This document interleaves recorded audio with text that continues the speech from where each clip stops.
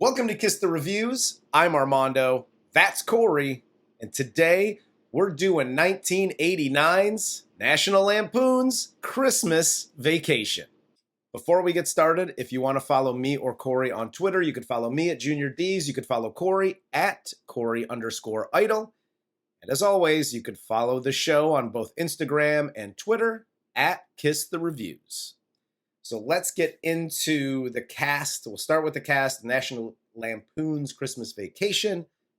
This film stars Chevy Chase as Clark Griswold, Beverly D'Angelo, the pride of Columbus, Ohio, as Ellen Griswold, Juliette Lewis as Audrey Griswold, Johnny Galecki as Rusty Griswold, Randy Quaid as Cousin Eddie, Julia Louis-Dreyfus as Margo Chester, and Nicholas Guest as Todd Chester.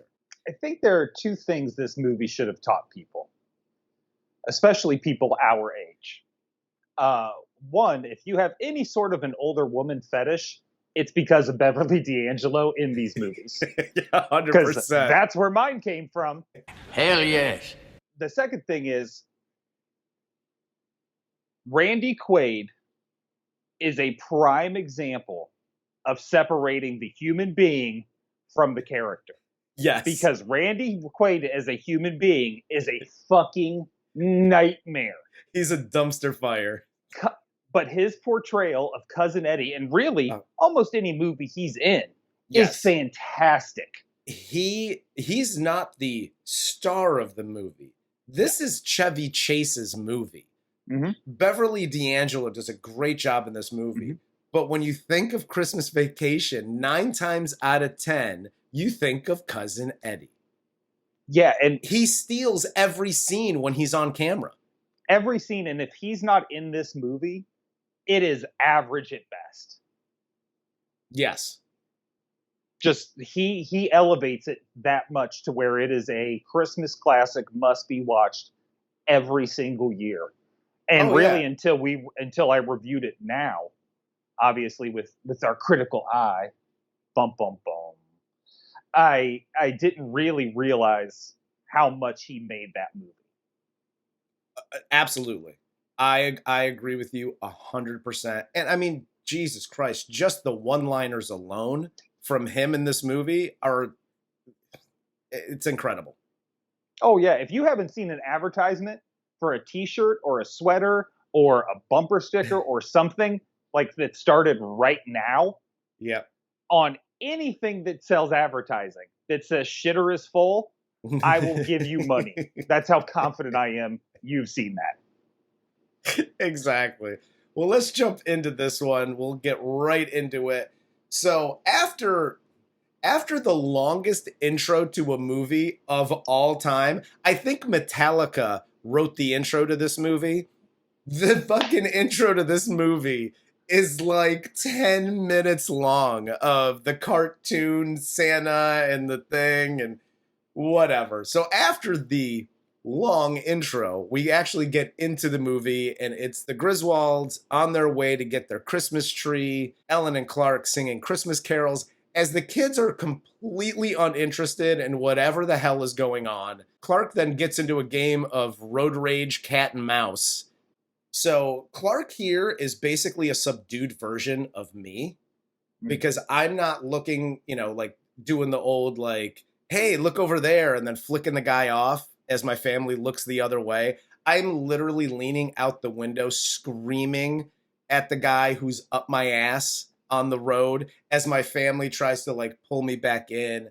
And then eventually they call me a psycho, and I go, you're right. And then we move on with our day. Yeah, it's a whole thing. I've been in the car with his family. Is it possible this story is true? Yes, it is. But there are definitely rules to the road, and these guys are breaking all of them. Like, I want to murder the fuck out of these two guys. Yes. And it kind of goes back to the son-in-law. Just stop being fucking hillbillies. I mean, fuck. There are many unwritten rules to life. Just pay attention to those unwritten rules and move on with your day. This goes back to what my rule of thumb is, just to begin with. just don't be an asshole.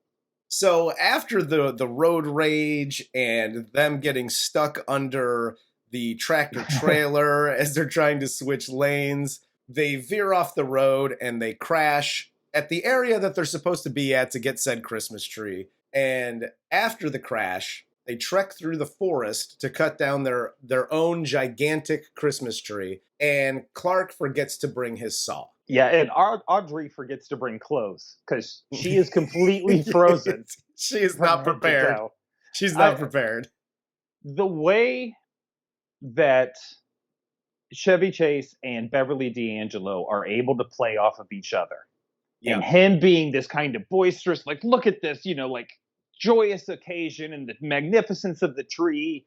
And look at it, Audrey, isn't it wonderful? And Beverly D'Angelo just so dry, being like, she'll look at it later, honey. Her eyes are frozen. She'll see it later, honey. Her eyes are frozen. It's so great how subtle she is to how over the top he is. Absolutely. She is the best straight man in this movie. Like, she plays a great straight man, like in a comedy, period. Yes, exactly. 100%. So back at home, Clark gets the tree into the house. He gets sap all over his hands, sticks to everything. And we get some hijinks in bed as he and Ellen are trying to go to bed, and they're discussing their families coming over for Christmas. And this is, like, if you wanted to explain to somebody who Chevy Chase is, his hands getting stuck to the magazine as he's trying to turn it because he's got sap on his hands, the nightstand light. Yeah, just the way he goes to bed with his hands crossed and hands stuck on her hair and the lamp, and he just goes to sleep like that. He's fine with it. And we also kind of skipped over. This is our first introduction to Julia Louis-Dreyfus's character as the yuppie neighbors. Yeah, and they are fantastic throughout this. Oh, both of them play this perfectly. I have said so many times when somebody asks me a question, I don't know, Margo. And why is the carpet all wet, Todd? I don't know, Margo. I never have had a desire to own a house. But if I did, any kind of yard work I had to do, especially with the chainsaw, would absolutely be done the way Chevy is doing it here with the Jason mask on. And yes, like that's how I'm doing yard work. We're shown Clark at work after this, discussing his plans to put in a pool with one of his coworkers with his Christmas bonus. And we get to see his prick boss as well. And this is another great scene as they're all entering after he has his little, one quick one-on-one with the boss, and they're all entering the conference room. Merry Christmas. Merry Christmas. Merry Christmas. Kiss my ass. Kiss his ass. Kiss your ass. The funniest parts of this movie aren't the big over-the-top scenes from me. It's it's these little scenes where Clark has these little digs with people, or even with his interaction with Cousin Eddie, or Cousin Eddie's one-liners. It's these little pockets in this movie that make it absolutely hilarious. Oh, 100%. 100%. And I feel like this wasn't even like supposed to be in the movie. The Merry Christmas, kid. Like this was just Chevy Chase saying goodbye to the extras for the day. Because from what I hear, he's a monster. Well, that's the other thing too. I know we were talking about Cousin Eddie. But Chevy Chase, I've just heard nightmare stories about him for such a funny man. And especially at this time, because he's in the pocket of his career right now. Oh, yeah. In 89 and with this and the other National Lampoons movies. He's like the funniest guy on film at the moment. And since then, all you hear is all these nightmare stories about him. And I'm like, God, how can such a funny dude be such a dick outside of like action? Outside of action, apparently he's a goddamn asshole. We also get the mall scene here with Clark, where he goes to the department store. You have the department store chick behind the counter, Mary, and you have Russ coming over as he's trying to hit on her. And again, little scene And it's just another one of those hilarious scenes. And then we shift from that into finally, Clark and Ellen's parents arrive. And it's a goddamn shit show from Jump Street. Yeah, this is why I refuse to be around family ever. But no, up until the parents arrive, and even a little past that, even like right up until he lights the lights on the house and they actually illuminate. This movie is really just a collection of cliched sketches about what happens during Christmas. And I'm not saying they're bad at all by saying they're cliche. It's just, these are Christmas situations. The hot department store girl trying to sell you underwear. Yeah. The Christmas bonus and the people you have at work that you just fucking... And even like when he brings Mr. Shirley his gift, set it down with the others. He doesn't give a shit. Your boss doesn't care about your fucking $20 gift. And then Cousin Eddie gets there, and now we're really into a movie. But right up until this point, for me anyway, it's a sketch show. It's a Chevy Chase sketch show about Christmas. And it's working. It's totally working. Absolutely. Clark then here, this is where he starts decorating the house as he takes out his 25,000 lights, and we get the Chevy Chase physical comedy hijinks sketch show. And this is where it all really begins. Him falling off the ladder, him slipping off the roof and then hanging on to the gutter. Mm-hmm. And by the way, this goes to JCVD and the guys who write his movies. This is what would really happen if you slipped off the roof and hung on a gutter. It eventually comes tearing off the house. Typically, yes. Typically. Unless you're cool. Yes. Unless you know Kumite. You were right. The physical comedy done by Chevy here is just unbelievable. Like, we talk about physical comedians all the time, and you and I have personally discussed, like, Caitlin Olsen from Always Sunny is probably the best physical comedian working today. Just she kills it every single time, and almost kills herself a lot of the times. Yes. Chevy is, if she's the queen, Chevy's the king. There is 100%. No better physical comedian than Chevy Chase. He does it brilliantly. It's perfect. And in the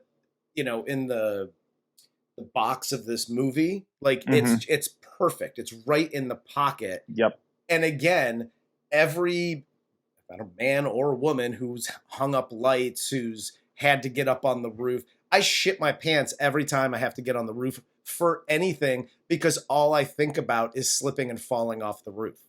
Oh yeah. Like especially like him having to do that in December in Chicago. No. Yeah. We also get here because as he falls off the roof, the icicle from the gutter goes through the neighbor's window. It destroys their stereo. And when Margo and Todd get home, they find the mess. The stereo's broken. There's water everywhere. And this is when we get the... And why is the carpet all wet, Todd? I don't know, Margo. I know you said you use that line all the time. Yes. My wife and I use that line back and forth to each other constantly about anything. Why is the blah, blah, blah? I don't know, Margo. It's literally, you can use it in almost any situation, but it's one of the most quoted lines that we have taken from this movie. Yes, 100%. And I'd be remiss if I didn't do this. Corey's Life Lessons. Hi, joggers. Uncle Corey here. If you come back from exercising, I think that's what they call it, and you're like, oh, I'm going to take off these clothes and have some wine and kiss your body all over. If you as the partner, like, after you shower, of course, first off, you just went jogging with me, you better hop your nasty ass in that motherfucking shower too. Hell yes. There's a nicer way to go about doing that where you don't completely kill the fucking mood, you yuppie stuck-up asshole. Who does that? I agree with the shower. I agree with shower first. Like, yeah, I know what I smell like. Of course I'm going to take a shower pre-coitus. Yes. But and give me the benefit of the doubt. You're wearing trash bags that have no breathability. Like those tracksuits that they're wearing, that all it does is trap sweat and stink. Like, yeah, were you jogging or shooting a Missy Elliott video? And this was 89. People didn't shave like they do now in 89. So yeah, you stink to high hell. You hairy beast. We then cut to the very important time to get the lights on. Clark's got everything set up. Nothing happens. It's very anticlimactic. And now Clark is forced to find the issue and fix it. And this becomes his personal mission until we literally get him, Beverly D'Angelo, figuring it out and the lights coming on and illuminating their neighborhood and space. And I have a theory, because it is said before, like Beverly D'Angelo asked Clark, are you out here fixing the lights or are you out here avoiding the in-laws? Yeah. He's out there avoiding. He knew exactly. Oh, yeah. It's just one switch.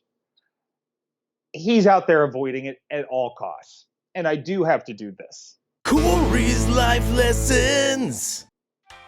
Hi, homeowners. Uncle Corey here.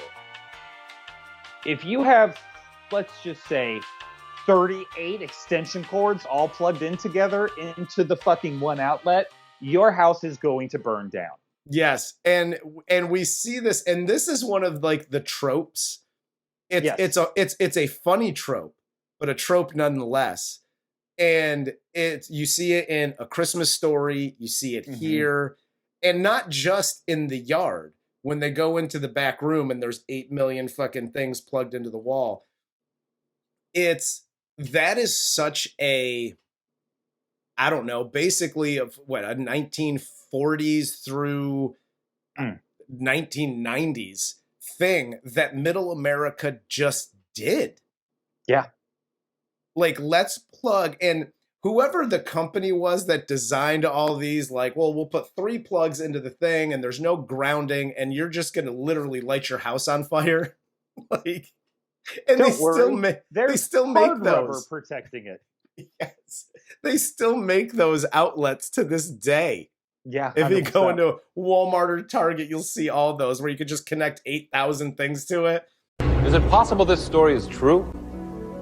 Yes, it is. We then get the scene where everybody's going to bed. It kind of just pans over everybody as they're laying down and going to sleep. And I did want to address something because Ellen's parents are in the bunk bed while Audrey and Russ are in the bed together. And it's something that I never noticed until watching it this time, because I'm actually paying attention and taking notes and yada yada. And I know at the beginning when all the grandparents get there and Audrey's bitching about having to sleep with Russ. Yeah. And it, like, that's a whole thing and a joke, yada, yada. But then when they cut to the scenes of them going to bed, they're in the bed together, laying next to each other. But the grandparents are in bunk beds. I'm like, just put the fucking kids in the bunk beds. Yeah, Grandpa's going to break a hip when he has to piss and fall out of that top bunk. Exactly. Like, what the fuck is going on here? And it was the first time I really noticed it. To where, like, I actually made a note of, like, what the fuck was that about?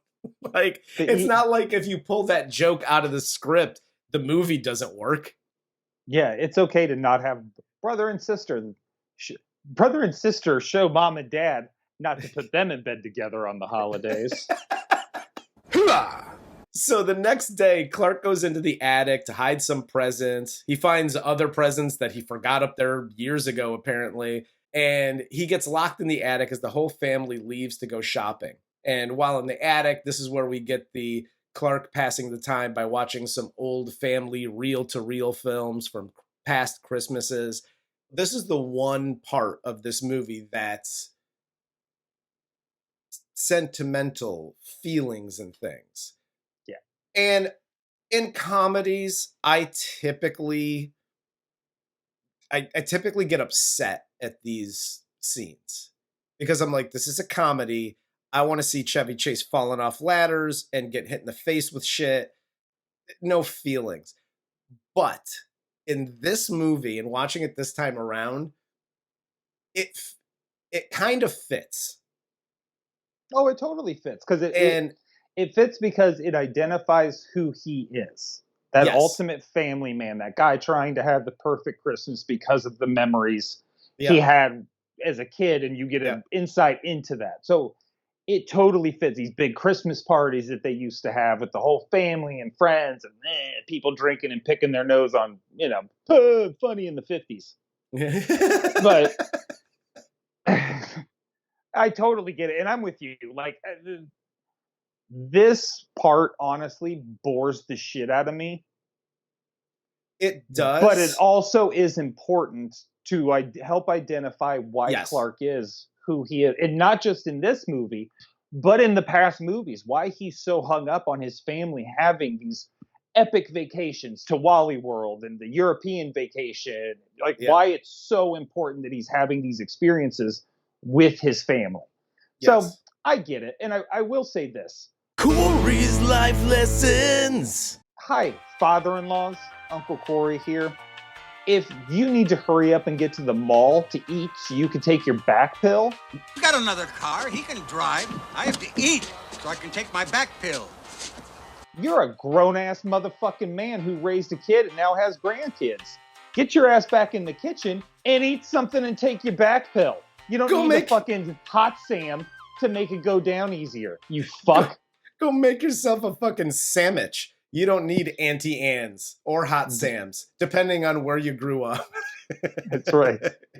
What up, trash bags? You know what a Hot Sam is. Clark then continues to check the light bulb situation as Ellen helps him check. Clark's mom flips a light switch in the house. All the lights turn on. There's some tomfoolery with the light switch, turning the lights on and off as Clark loses his shit in the front yard.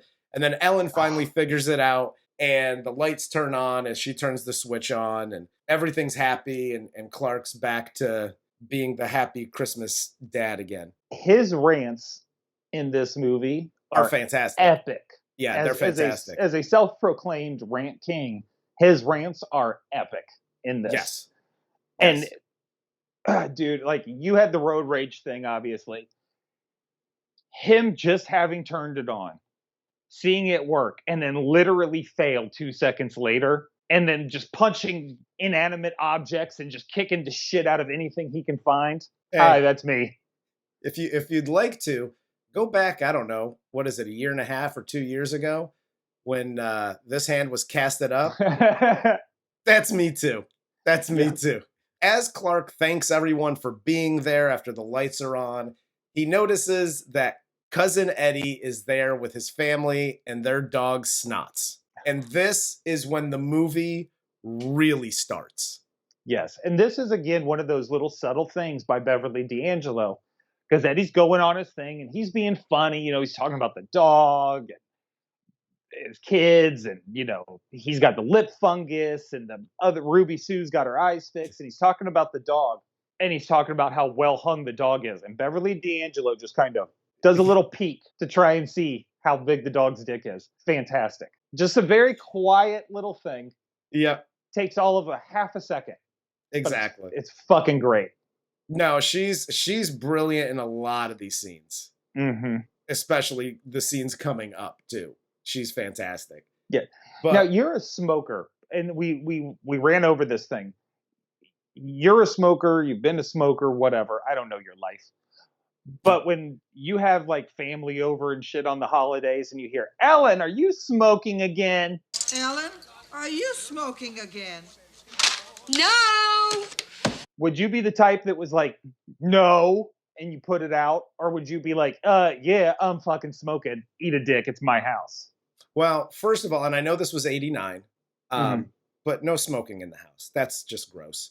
But if somebody, which it's happened, are you smoking? Yeah, I'm fucking smoking. Are you still being an asshole? Because that's what I see. That's my response typically. Okay, that's what I figured. I just wanted to know. I'm typically not one because I'm a grown-ass man and I'm not like 18 anymore. So if somebody asks like, oh, you get a lot of you haven't quit yet? No. And you haven't stopped being an asshole after all of these years. See, you don't know this yet, but the commenters and I have basically, like, I've started a gambling pool about your real life. And then I just subtly bring up questions to you on the show and pay out whoever got it right. I dig it. The Griswolds then decide to go sledding. Clark here greases up his sled with a kitchen lubricant from his company, and he goes flying down the mountain like a goddamn comet. And I love this scene for a couple of reasons. One, the initial where he barely pushes off and he just goes shooting down the fucking mountain. The way it's shot, just all the subtleties about it are brilliant. The only thing I don't like about this scene are the close-ups on Clark with the green screen shit in the back. I'm like, dude, if you just left it to that first scene where he goes shooting down the mountain and then him going across the camera and like across the street and then crashing at the end, like it would be a perfect scene. I think those shots of Chevy Chase up close as he's kind of slowly spinning, and I think it took away from that. But that initial shot down the fucking hill is, I laugh out loud every fucking time. Oh, yeah. Like, if this is the only National Lampoons movie you've ever seen, this is kind of what they do. It's steeped in realism. You're in a regular movie that just has comedy from a little absurdity, but then they just explode into this ridiculous scene. Yes. That really doesn't serve a point, but is absolutely fucking insanely ridiculous. Yeah. And a lot of the times, because I'm a bit of a snob in some of these movies, I'm like, but knowing it's a National Lampoon movie, that's what you're going to get. Yeah. It's what it is. You know, you just kind of put up with it for the 10 seconds it takes on film and move on. I'm with you, though. Like, his initial push up, he goes, oh, shit! And he's flying. Cut it there. And then the next scene is like him skidding across the highway. Yes. Totally fine with that. It works. Yeah. But the green screen it ups the ridiculousness so much. Yes. And it would have even been fine, too, because he's like, ooh, making all his weird faces. Just do almost like they did in Spies Like Us when they're in the G-Force thing and peel their face back because the G-Forces are pulling him. Yeah. That would have played. Yes. Still would have been ridiculous.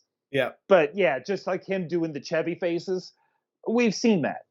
Yeah. And we've seen it in this movie already. So, whatever. And the other funny thing about this scene is, again, Cousin Eddie talking about the plate in his head. Oh my God. Here, if this gets dented, then my hair just ain't gonna look right. That to me is the funniest part of the movie, is Cousin Eddie turning on the microwave, or Catherine turning on the microwave and him pissing his pants and forgetting who he is for a half an hour. Yes. I swear to God, that is one of the funniest lines I've ever heard in my life. Like, whoever came up with that. Yes. What the fuck? Like, that's amazing. Yeah, it's brilliant. I had to have her replaced because every time Catherine revved up the microwave, I'd piss my pants and forget who I was for a half hour or so. That's one of those things where it's such a ridiculous line, but it plays so well with Cousin Eddie, and it's so well delivered by Randy Quaid that you can't. It's just, it's perfect comedy in a movie. I love it all the way across. It is one of my favorite scenes in the movie. So we get some scenes here of him worrying because the Christmas bonus hasn't gotten there yet. And he put a down payment on a pool and yada, yada. So we get a little bit more into that part of the story. Mm-hmm. And then afterwards, this is where we get the shitters full scene where Eddie's emptying out his RV shitter in the sewer. After that, Clark and Eddie go shopping, which again is another brilliant scene because Eddie tells Clark that he's broke. The RV is actually his real house. And Clark then offers to get Eddie some Christmas presents for his kids. The interaction between Eddie and Clark in the Walmart as he's throwing like giant bags of dog food onto the cart, and you can't forget the line, "Get something for you, Clark. Something really nice." Huh? When Clark says, hey, we'll give you we'll help the kids out. We'll help you guys out. And he's like, all right, cool. And he immediately goes to pocket and he's got the list already made out. Alphabetically. Don't do that. It's not good for you. Hi, family members. Maybe you've fallen on some hard times. Maybe you're just a poor. Whatever. It doesn't matter. Do what you can for your kids for Christmas. And if you can't, you can't. You get through those days. But when somebody offers in your family, like, hey, I know you're broke, I know you lost your job, whatever, don't immediately go in pocket like, hey, I knew this was coming, so I put together an alphabetical list. And I know this scene's supposed to be like super funny and, kind of over the top, but it's not, because we all know people like that in our family that would do this exact same fucking thing if given the opportunity. And my initial thought too was, at least he's being sincere, right? He's Eddie, he's being, but he's not, because he's playing the game with him. Yes. Through the whole fucking conversation. And then he's like, oh, I know, I've been waiting for you to say it. Here's the list. Yep. So if you're going to play the game, be a better fucking liar.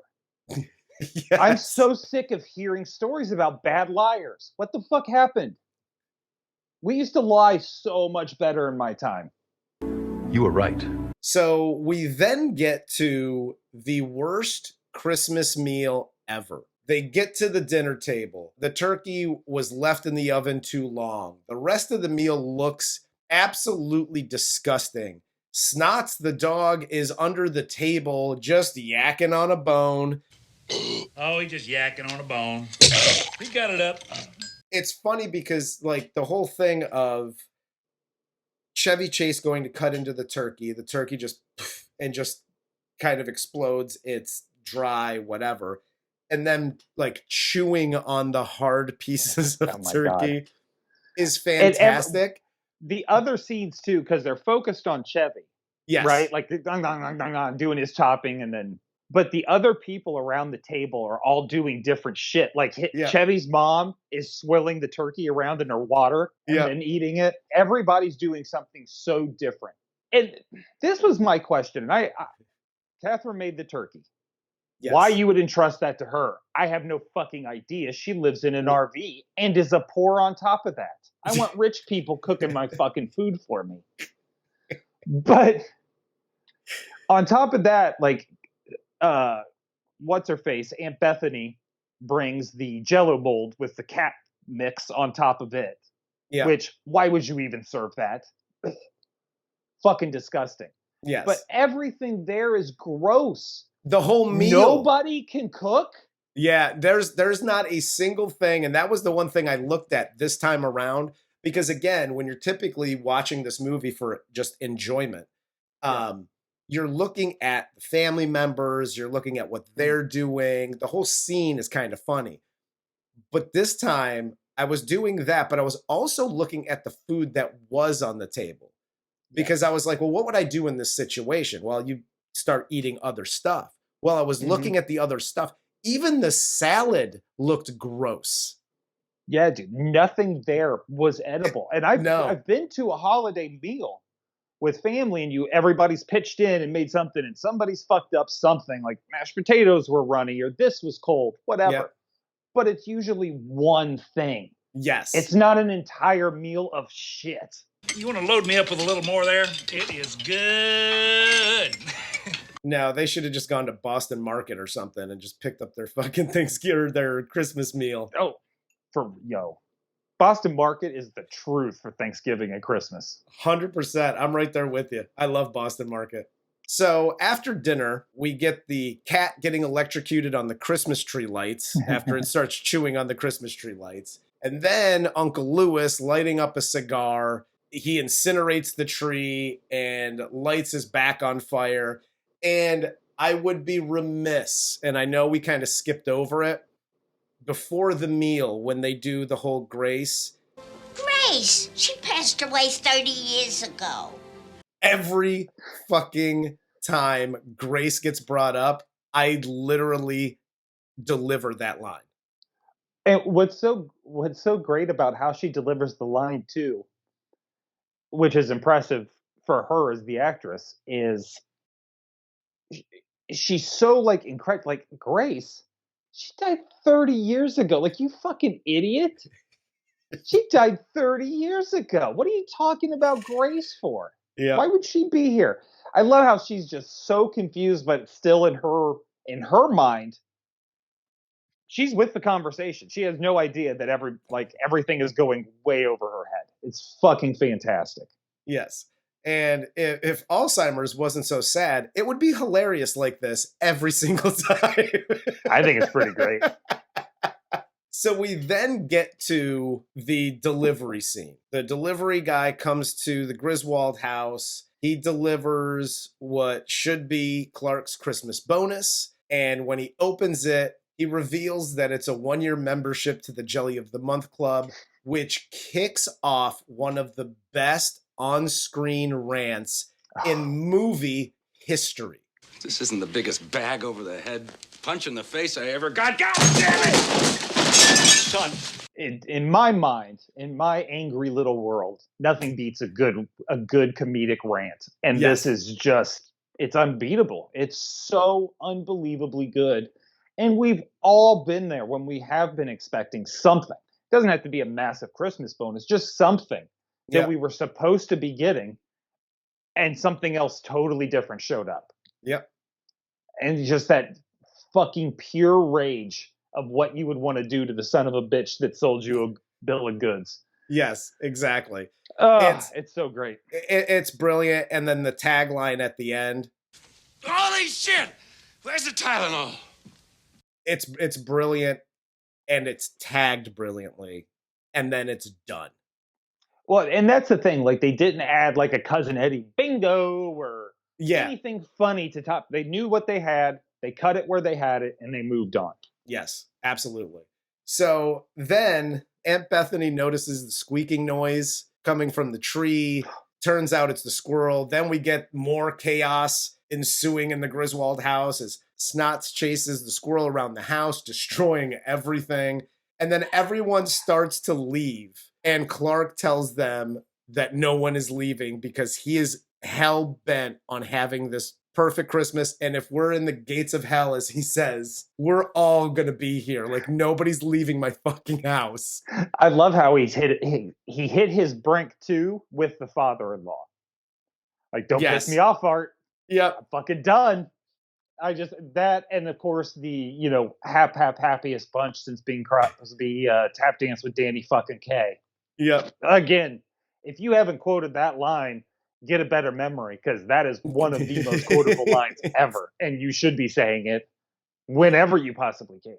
The family is then gathered around for 'Twas the Night Before Christmas. Clark's reading out of the book, and as he's reading the story, he sees out the window that Cousin Eddie is coming into the house with a man that he has wrapped in like dog chains and a bow. And it turns out that it's Clark's boss, Mr. Shirley, because Cousin Eddie, during Clark's rant, disappeared to go kidnap Clark's boss, which again, brilliant. Like the Cousin Eddie character is just, he's so dim, and he's like, oh, Clark wants him here. Like, that would be the best Christmas present. I'm going to go kidnap his ass. Like, yeah, I can do that for free. That ain't nothing. It's so great. It's fantastic. Just all of it. And then all of them confronting him about it not being there. And, Clark saying, you want to cut the bonuses, fine, but don't let us fucking depend on them. Yeah, just all of this wrapping up here is fantastic. Even when the SWAT busts in, and this is one of my other favorite scenes, if not probably my favorite, like, subtle scene, is when the cops do come in and tell everybody to freeze. Beverly D'Angelo, when she freezes, puts her hand right on his balls and dick, being Clark. And that's how she freezes. And that's how she remains through that scene. Even when the wife comes in and she's, nice to meet you, she takes it off and immediately puts it right back on. That's that was my favorite part, because she has it there, shakes the wife's hand, and then immediately right back. It was just, it's perfect. Yep. After this, and after the after the SWAT team comes in, the family, the Chicago SWAT team, they all gather outside where Uncle Louis lights up his cigar once again, and Eddie's sewage explodes, sending Clark's Santa and reindeer flying through the air. And then we get Aunt Bethany to basically end this movie singing the national anthem as we see Santa and the reindeer on fire flying through the night sky. And I took a knee. I wasn't putting up with it. Dude, again, Christmas staple. I watch this every year with my family. We piss our pants every year. You can't, I mean, there's certain Christmas staples. You got to watch A Christmas Story, even though that's getting a little played because of TBS. Thanks, TBS. But A Christmas Story, this, Scrooged, basically the movies that we're going to be reviewing in December that have been requested are kind of all the Christmas staples that you watch typically. But this is number one on my list. Oh yeah, I'm not super Christmassy. No. And a lot of the Christmas movies to me get to be a little, but this has never been one of them. This is just brilliant in every single way. We've talked about casting numerous times in a big ensemble cast. Everybody is cast perfect. There's literally nothing bad to say about this movie. No, not at all. Nothing. It's a great movie. It's a great movie from front to back. Everybody does such a great job. The straight people do a good job with that role. You got Beverly D'Angelo, just fucking beginning to end. And again, that's how my fascination with older women started as well. And the deterioration of Margo and Todd's relationship from the beginning of this movie to the end, to where at the end she's now kicked him out and the SWAT team comes kicking in her door. Like, it's so incredible, and they do such a good job. But yeah, at the end of the day, dude, this movie's fucking fantastic. And if you don't like it, I don't like you. That's pretty much where I'm at with this one. Okay. It's harsh, but all right. Is it possible this story is true? Yes, it is. Do you have anything What do you want else? me to say? I don't give a shit. Bah humbug. Fuck them. I don't care. No, I got nothing else. Okay. So if you don't have anything, I certainly don't have anything. I've spewed my hate on this Christmas classic. For Corey, I'm Armando. This is Kiss the Reviews. And this was 1989's National Lampoon's Christmas Vacation.